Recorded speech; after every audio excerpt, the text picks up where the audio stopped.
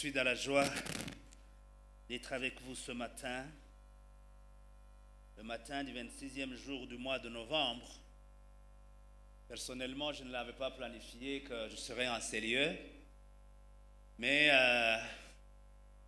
le Dieu, maître des temps et des circonstances, lui, il savait que je serais à Bukavu en cette date, bien que pour un événement malheureux, mais il permettra que nous soyons avec les frères et les sœurs pour partager sa parole. Que Dieu soit loué. Je suis arrivé avant-hier, c'était pour enterrer notre nièce qui est décédée à 50 ans. Nous l'avons enterrée hier et le soir, j'étais vraiment très chargé parce qu'on devait dire au revoir à ceux-là qui devaient quitter ce matin. Je suis allé au lit un peu tard. Voilà pourquoi je suis arrivé avec un léger retard. Je me demande des excuses pour ça. Je suis également dans la joie de retrouver les miens, les frères et les sœurs avec qui nous avons été depuis longtemps, quand j'étais encore à Bukavu. J'étais membre de cette église depuis octobre 96 jusqu'au mois de mai 2000. Je suis allé à Goma et là je fais encore 6 ans de 2000 à 2006 et je suis à Kinshasa depuis le mois de juin 2006 jusque maintenant. Mais je n'ai pas abandonné ma communauté, je suis toujours au sein de la CELPA. Et quand je suis ici, j'ai l'habitude de vous rendre visite et de prier avec vous. Ce matin, hier, le pasteur qui a été avec nous à l'enterrement, il m'a proposé de partager la parole. Et le soir, j'ai demandé à Dieu, qu'est-ce que je pouvais dire à ton peuple ce matin? Voilà pourquoi il m'a donné un titre qui s'appelle, que j'ai intitulé « Bâtissons un autel de prière ». Lèvons-nous et bâtissons un autel de prière. Je vais vous demander de vous mettre debout pour que nous puissions lire la parole de Dieu.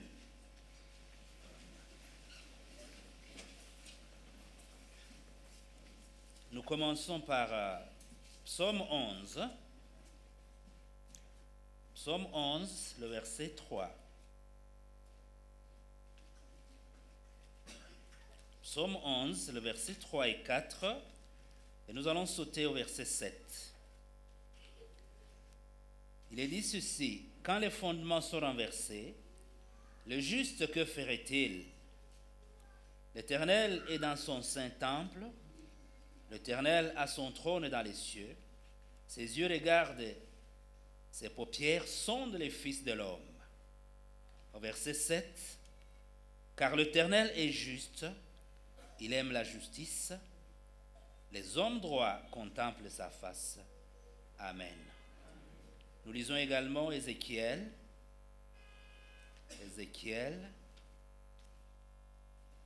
le verset 22.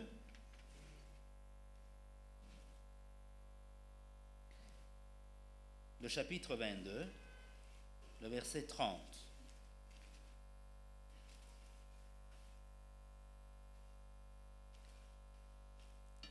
Ézéchiel 22, 30. Il est dit ceci: je cherche parmi eux un homme qui élève un mur, qui se tienne à la brèche devant moi en faveur du pays, afin que je ne le détruise pas. Mais je n'en trouve point. Amen. Nous terminons par 1 Pierre.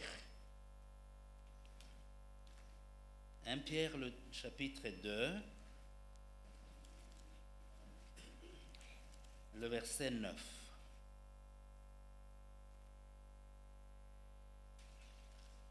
1 Pierre, chapitre 2, le verset 9.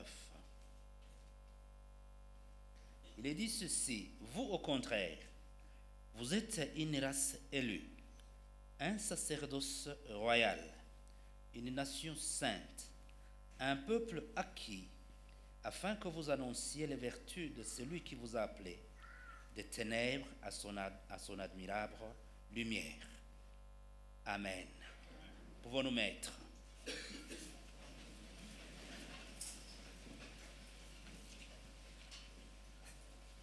Bien-aimés, je suis content que nous soyons ensemble pour méditer pendant les quelques minutes sur les versets que nous venons de lire. Je vais commencer par juste peut-être nous rappeler, parce que nous le connaissons, le tableau des temps que nous vivons maintenant. Les temps que nous sommes en train de vivre. La Bible dit que ce sont les derniers temps.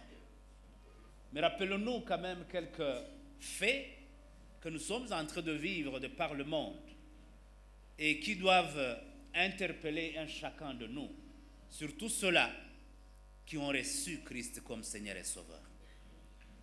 Je voudrais que nous puissions voir tous les quatre coins du monde ce qui se passe en ce qui concerne la violence. La violence est en train de battre son chemin. Les gens sont devenus mauvais au point qu'il y en a qui sont assoiffés juste pour verser le sang innocent.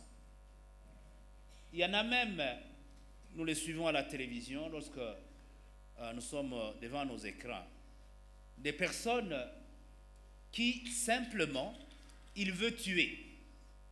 Il s'infiltre dans une école et il va fusiller des enfants.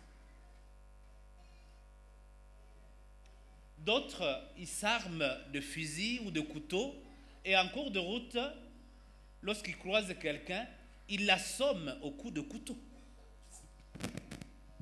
Ce sont des faits que nous vivons. Dernièrement, j'ai perdu une connaissance au Canada. Le soir, juste quand il accompagnait quelqu'un, il serre la main, il se sépare, il fait demi-tour pour chez lui, il croise quelqu'un avec un couteau et il court derrière lui, il essaye de se sauver, mais la personne était plus habile que lui, il l'a atteint et il l'a poignardé. Il est mort sur le champ. Donc, de part et d'autre, lorsque vous suivez les informations, c'est comme si les gens, il y a un esprit qui conduit les gens à la violence. Regardez les guerres sur pratiquement tous les continents. Nous sommes en train de le vivre. Et ce sont les signes qui doivent nous interpeller comme chrétiens. En Europe, vous avez la guerre entre l'Ukraine et la Russie. Au Moyen-Orient, vous avez la guerre de Syrie. Vous avez les Hamas et Israël qui sont en train de se battre maintenant. Vous descendez le Yémen. En Afrique, n'en parlons pas. Ce qu'on vit au Soudan, juste des généraux, alors qu'ils appartenaient au même pouvoir, ils s'entre-déchirent et ils tuent des populations. Non loin de notre province ici, au nord, Kivu, nous sommes témoins nous-mêmes des guerres qui sont en train de se passer. Et c'est pareil à gauche, à droite. On peut en citer autant d'exemples. Et donc nous voyons comment les temps que nous sommes en train de vivre sont engagés dans les guerres, dans les violences. Et des fois même des guerres qui n'ont pas de raison d'exister. Les gens sont animés de cet esprit de tuer, de verser le sang. Un autre événement sur lequel je voudrais que nous puissions focaliser nos regards ce matin. Regardons le système, l'esprit de l'homosexualité aujourd'hui. Je m'excuse s'il y en a au milieu de nous, des homosexuels ou des lesbiennes, mais notre foi nous amène à pouvoir le dire. Regardez ce vent-là, comment il est en train de souffler. Et comment, surtout, les pays puissants sont en train de mettre beaucoup de moyens pour que les pays pauvres que nous sommes, nous puissions accepter ça. Ils le font accompagner avec beaucoup de moyens. Dernièrement, vous avez suivi, je pense, ce qui s'est passé en Ouganda. Au moins, le Parlement ougandais a voté une loi contre l'homosexualité. Et lorsqu'ils ont déposé cette loi sur la table du chef de l'État, pour qu'il les promulgue, combien des attaques ce pays a subi. Et ce qui est malheureux, plus regrettable encore, des églises ont réagi pour demander au président de ne pas signer. L'église anglicane de l'Angleterre, où vient notre frère, a écrit au président ougandais: n'osez pas signer cette loi-là. Au sein de l'église. Donc il y a des églises qui commencent à accepter ce fait-là. Regardez comment est-ce que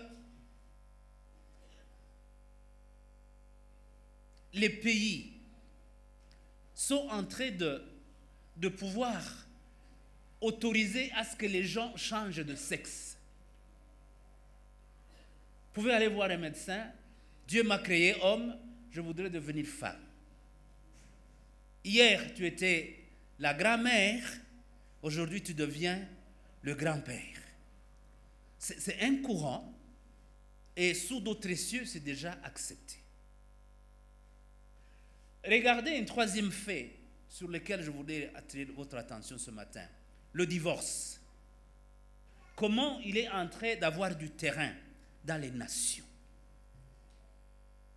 Combien de procès sont dans les tribunaux pour solliciter les divorces? L'unité parentale a été réduite à sa plus simple expression: la famille. Et dans certains pays, c'est déjà autorisé. Dans certaines églises, on l'accepte, malheureusement. Alors que nous devrions être la lumière du monde, nous devrions être le sel de la terre. Malheureusement, certaines églises aujourd'hui sont entrées dans la danse. Et ça nous donne la raison lorsque Jésus disait: trouverai-je encore la foi quand je reviendrai sur terre? Parce que si même l'Église est en train d'adopter le système du monde, où trouverons-nous notre refuge? Voilà pourquoi j'ai introduit le sermon de ce matin en rappelant ce verset de Psaume qui nous dit: si les fondements sont renversés, le juste, que ferait-il? Je sais que beaucoup se posent la question, finalement, où allons-nous nous réfugier? Les divisions sont entrées même dans les églises. Combien de procès nous vivons au niveau de télévision entre deux églises ou entre deux pasteurs? La sorcellerie est entrée au niveau même de la chair. Ceux qui devaient être des sacrificateurs, il y en a qui sont entrés dans cette danse, dans ce courant, dans ce mouvement, et ils sont devenus des sorciers. Ils sont en train de rechercher les autres pour le tuer avec du poison ou avec autre chose. Bien-aimés, ce tableau-là doit nous interpeller comme corps de Christ et nous demander: que devons-nous faire? Voilà pourquoi une des réponses que j'ai trouvée, c'est de nous dire, comme chrétiens, nous devons nous lever pour bâtir un autel de prière. C'est la seule solution pour un homme de Dieu, un enfant que Dieu a appelé à son service. C'est de faire cette lecture-là, de voir ce qui se passe dans le monde et s'est replié pour dire où est la réponse. La réponse se trouve dans sa parole. Lèvons-nous pour bâtir un autel de prière. Regardez les églises, si mon frère et d'autres qui voyagent au niveau de l'Europe ou même des États-Unis. La foi a perdu sa force. Certaines églises sont sur le marché et elles sont en train d'être vendues. D'autres transformées en bars. D'autres transformées en shop. Simplement parce qu'il n'y a plus de fidèles qui les fréquentent. Ou celles-là qui existent encore, on peut le compter au bout du doigt. Peut-être du 3e âge, qui viennent prier. Alors, maintenant, nous pouvons nous poser la question. Ce sont ceux-là qui nous ont apporté la bonne nouvelle. Ce sont eux qui nous ont évangélisés. Mais à quel niveau se trouve-t-il aujourd'hui? Il y a un pasteur qui est venu dernièrement de Taïwan, qui nous a parlé à Kinshasa. Il a réuni les églises. Et il nous a fait une révélation très importante pour notre pays. Il a dit, Dieu m'a donné un message dont je suis porteur. Il dit, Dieu voudrait venir en RDC pour y régner, pour remettre les choses en ordre. Mais l'anneau sur lequel il devait monter pour entrer en RDC, c'est l'Église. Mais malheureusement, cette Église n'est pas unie. Cette Église est désunie. Et Dieu ne peut pas monter sur cet anneau lorsque le corps est déchiqueté, il est décomposé. Et il nous a invités maintenant à travailler pour l'unité, pour que Dieu fasse son entrée en RDC. L'histoire de notre pays doit nous interpeller tous. Regardez depuis les années 60 jusqu'à l'heure où nous parlons, les régimes que nous avons connus, ont-ils été à mesure de nous mettre sur le chemin, le bon chemin, pour que réellement nous puissions jouir de richesses que Dieu nous a données dans ce pays? Nous ne faisons que tourner à rond, et toutes les richesses que Dieu avait déposées ici chez nous, c'est plutôt les étrangers qui viennent le prendre. Alors Dieu dit, il est jaloux de cette nation en qui il avait déposé toutes ces richesses-là pour rayonner sur l'Afrique et pourquoi pas le monde. Malheureusement, nous ne faisons que tourner en rond. Alors, ce pasteur-là a un élément qu'il a ajouté. Il dit, regardez, les Occidentaux qui nous ont amené la bonne nouvelle, ils nous ont enseigné à laisser la sorcellerie. Mais aujourd'hui, ce sont eux qui pratiquent la sorcellerie. Et il a invité le corps de Christ à pouvoir se lever. Bien-aimés, je voudrais que vous lanciez ce matin un défi. Nous sommes un corps de Christ que Dieu a appelé. Voilà pourquoi Pierre dit, dans le verset que nous avons lu ce matin, il nous rappelle qui nous sommes. Il dit, le verset que nous avons lu, vous, au contraire, vous êtes une race élue, un sacerdoce royal, une nation sainte, un peuple acquis, afin que vous annonciez les vertus de celui qui vous a appelé de ténèbres à son admirable lumière. Voilà qui nous sommes. Et ces statuts-là, nous devons le revêtir partout où nous sommes, partout où nous allons. Et tu dois te taper sur la poitrine pour savoir que là où tu étais, dans ton coin, dans ton village, dans ta ville, Dieu t'a pointé du doigt. Il t'a tiré de ce coin-là. il t'a tiré des filets qui t'environnaient et il a fait de toi ce que tu es. Tu es une lumière. Tu es un sacerdoce royal. Tu dois proclamer les vertus de l'Éternel. Maintenant, pour faire face à tous ces défis qui nous guettent, qui nous attendent et que nous devons affronter, la parole de Dieu nous a interpellés dans Ézéchiel. Dieu dit, je cherche un homme. Je cherche seulement un homme qui intercède pour que je ne puisse pas détruire la nation. Mais je n'en trouve pas. Il faisait cette révélation à Ézéchiel à l'époque où la nation d'Israël s'était embourbée, corrompue. Et Dieu se posait la question, je cherche un homme. Peut-être que pour notre pays, Dieu aussi cherchait un homme. Ça peut être vous. Maintenant, la solution pour nous, par rapport à tous ces défis qui nous entourent, par rapport à ce monde dans lequel nous vivons aujourd'hui, une des solutions, comme je vous l'ai dit, c'est de bâtir un autel. Autel de prière pour nous engager à pouvoir résister contre tous ces vents, tous ces courants, quels que soient les moyens qui sont mis derrière ces courants-là pour nous faire tomber. Nous allons résister grâce à la victoire que Jésus nous donne.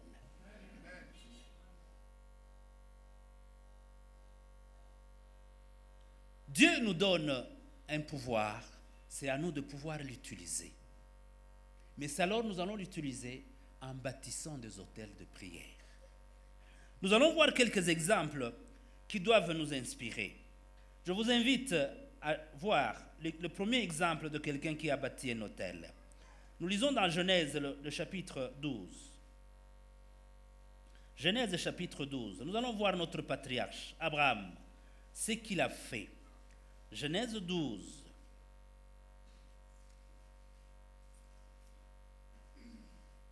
Genèse 12, nous pouvons lire du premier verset jusqu'au 7e.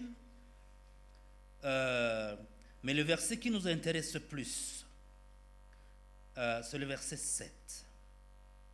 Il dit, l'Éternel apparut à Abraham et dit, je donnerai ce pays à ta postérité. Et Abraham bâtit là un autel à l'Éternel qui lui était apparu. Amen. Abraham, ce chapitre nous rappelle comment il a été appelé. Dieu l'a tiré. Quand vous lisez le premier verset, déjà il dit, l'Éternel dit à Abraham, va-t'en de ton pays, de ta patrie et de ta maison, et la maison de ton père, dans le pays que je te montrerai. Il le tire de son pays. Il le tire de sa patrie. Il le tire de la maison de son père. Et il dit, va dans le pays que moi je te montrerai. Et ce pays, c'était Canaan. Et au verset dit, je ferai de toi une grande nation, et je te bénirai, je rendrai ton nom grand, et tu seras une source de bénédiction. Je bénirai ceux qui te béniront, et je maudirai ceux qui te maudiront, et toutes les nations de la terre seront bénies en toi. Au verset 4, il dit, Abraham partit, comme l'Éternel lui avait dit, et Lot partit avec lui. Abraham était âgé de 75 ans lorsqu'il sortit de Charan. Et lorsqu'il arrive au pays de Canaan, la Bible dit au verset 6, Abraham parcourut le pays jusqu'au lieu nommé Sichem, jusqu'aux chênes de Morée. Et un élément important que nous devons souligner, les Cananéens étaient alors dans le pays. Ces Cananéens, ils étaient corrompus, ils avaient des idoles. Eux n'adoraient pas le Dieu qu'Abraham adorait. Ils étaient présents. Maintenant, Abraham est conscient que pour vivre dans ce pays corrompu, où sur toutes les collines, pratiquement, il y a des idoles. Qu'est-ce que je dois faire? Et le secret, il nous le donne au verset que nous avons lu. Il dit, l'Éternel apparut à Abraham et dit, je donnerai ce pays à ta postérité. Après qu'il ait parcouru tout le pays, maintenant l'Éternel lui apparaît encore.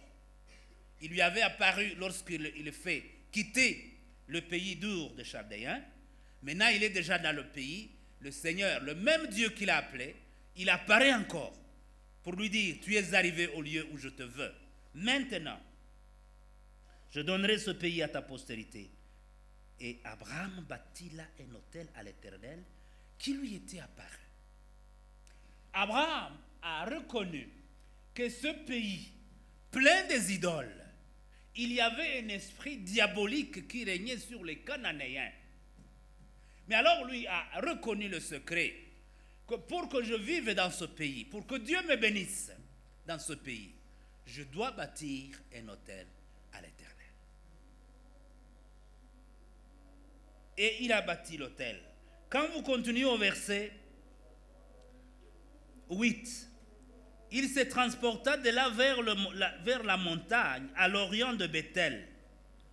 Et il dressa ses tentes, ayant Bethel à l'occident et Aï à l'orient.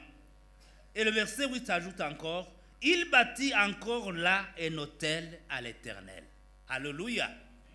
Donc, Abraham, si vous continuez, il en a fait autant. Il ne s'est pas limité à construire un seul autel.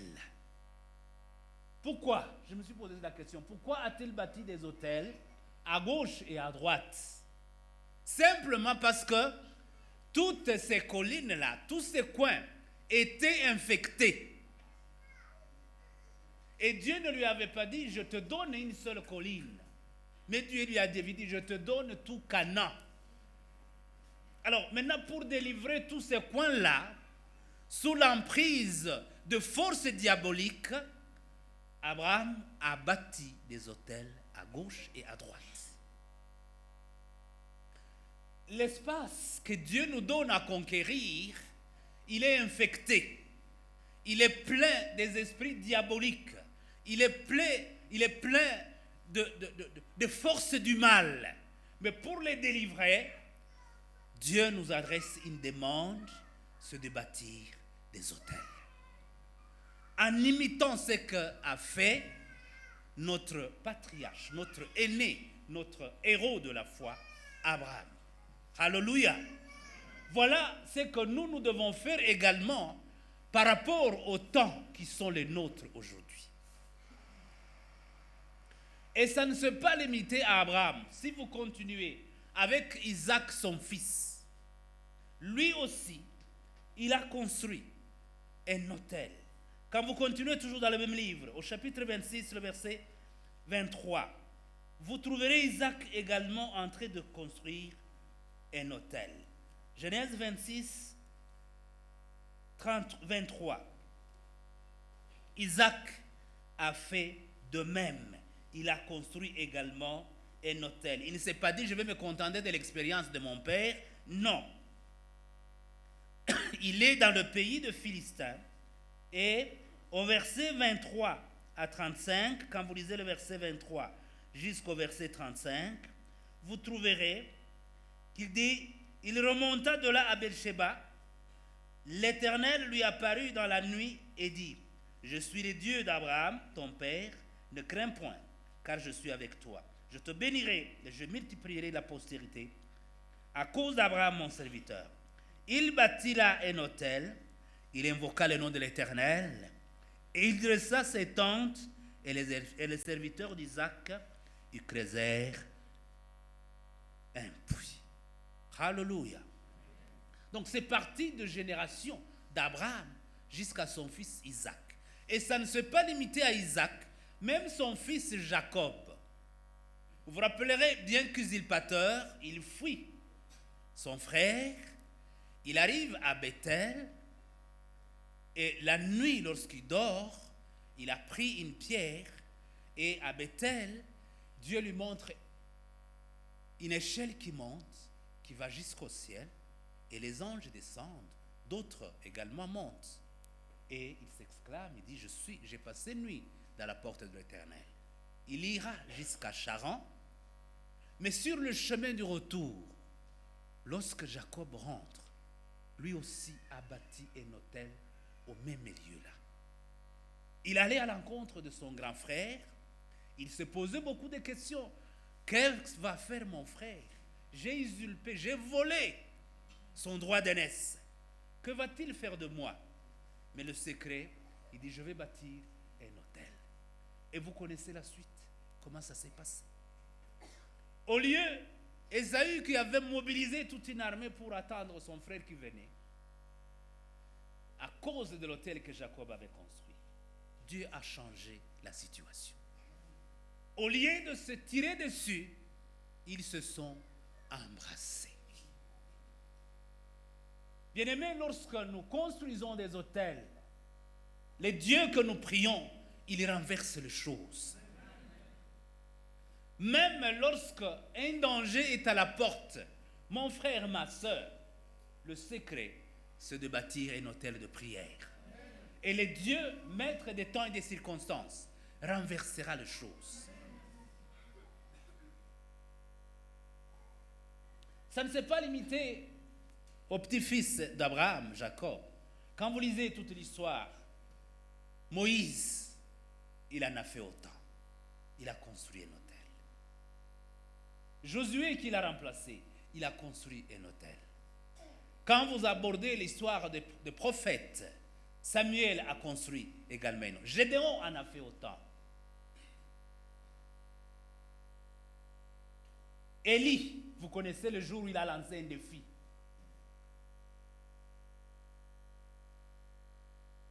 Pour dire, invoquons les dieux. C'est Dieu-là qui fera descendre le feu. C'est ces dieux-là que nous allons adorer.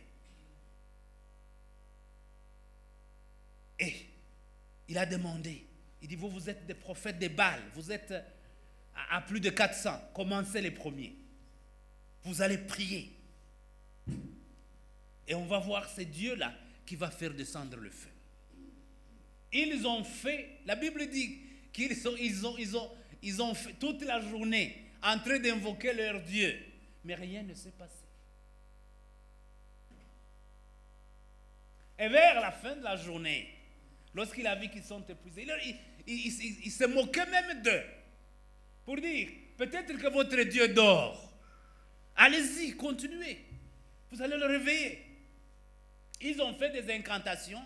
Ils ont commencé même à se couper pour se faire du mal. Le sang a coulé, mais le feu n'est pas descendu. Et vers la fin de la journée, Élie dit, approchez-vous de moi. Alléluia. Lorsque nous avons Jésus, nous avons la confiance en qui nous avons cru. Il dit, approchez-vous de moi, vous allez voir ce que je vais faire. Il a construit l'autel. Il a dit, ajoutez de l'eau. Ils ont ajouté, c'était plein. Maintenant, il s'est adressé à son Dieu. Pour dire, Seigneur, qu'aujourd'hui ce peuple sache que je te sers et que tu manifestes. Le feu est descendu. Alléluia. Bien-aimés, je voudrais vous inviter, par rapport au tableau que nous avons peint, par rapport à la situation de notre pays, nous, nos armes, c'est la prière. Notre arme, c'est la prière. Construisons un autel de prière et Dieu va changer la situation. Je voudrais terminer par un petit témoignage. Un témoignage d'un des pays voisins ici. L'Ouganda. L'Ouganda a connu une histoire terrible. L'Ouganda a connu des régimes dictatoriaux qui l'ont fait souffrir. Vous vous rappellerez, à l'époque d'Idi Amin, en 1970, alors qu'il n'y avait que 5% des musulmans dans son pays, mais il a déclaré que l'État ougandais était un État islamique. En dehors de ça, il y a eu un autre fléau. Ce fléau-là, c'était le sida. l'Ouganda a battu le record. Ils avaient 36% des populations atteintes du sida. Troisième challenge, c'était la rébellion de Kony qui menaçait au niveau du nord. Alors, par rapport à ces trois défis-là, le petit reste qu'il y avait des hommes de Dieu se sont dit, qu'est-ce que nous allons faire? Ils se sont dit, nous allons prier. Et ils ont prié. Et en priant, Dieu va faire une révélation à un pasteur qui s'appelle John Mulinde. Il va l'amener au lac Victoria et il dit, tu vas jeter le filet dans ce lac. Et il a jeté le filet. Et en jetant le filet, il a ramassé quelque chose. Il ne savait pas c'était quoi, c'était encore sous l'eau. Il ne pouvait pas tirer son filet. Il était tellement lourd qu'il ne pouvait pas le faire. Et Dieu lui a dit, appelle d'autres serviteurs de Dieu. Il a envoyé des messagers pour dire, ça c'était dans la vision. Il a envoyé d'autres, allez appeler d'autres chrétiens pour qu'ils viennent au secours. Et en venant, les autres chrétiens qui venaient aux rescousses, ils venaient en uniforme de leur communauté respective. Donc ils portaient des uniformes distinctifs qui les distinguaient les uns et les autres. Ils sont venus au secours. Et par après, c'était quand même, Dieu lui a dit, appelle encore d'autres. Il a envoyé d'autres messagers et ils sont venus nombreux. Ils ont tiré le filet. Et lorsqu'ils sont arrivés sur la terre ferme, ils ont découvert que ce n'était pas du poisson, c'était plutôt une grosse pierre, mais qui avait la forme de leur pays, de l'Ouganda. Et Dieu va leur dire, voici ce que je vous demande, vous comme Église. Vous êtes venus en portant vos uniformes, mais je ne vous vois pas. Vous êtes divisés. Mais je voudrais vous inviter à déposer vos uniformes. Vous êtes un seul corps. Vous devez vous unir dans la prière pour délivrer votre pays. Et les églises se sont levées. Ils ont envoyé, et lorsqu'il est sorti de ce songe, il a appelé les autres fidèles. Il leur a montré la vision. Et ils se sont unis ensemble. Ils ont lancé des messagers dans les provinces pour unir le corps de Christ et prier pour les trois défis. Et qu'est-ce que Dieu a fait? Bien-aimé, d'abord pour le fléau du sida. Le fléau est parti de 36 jusqu'à 6% à cause de la prière. Parce qu'ils avaient érigé un autel pour Dieu. Le régime qui les malmenait, ce régime ont été chassés. Et ils ont reçu un régime de paix. Troisième fléau, la guerre de Kony.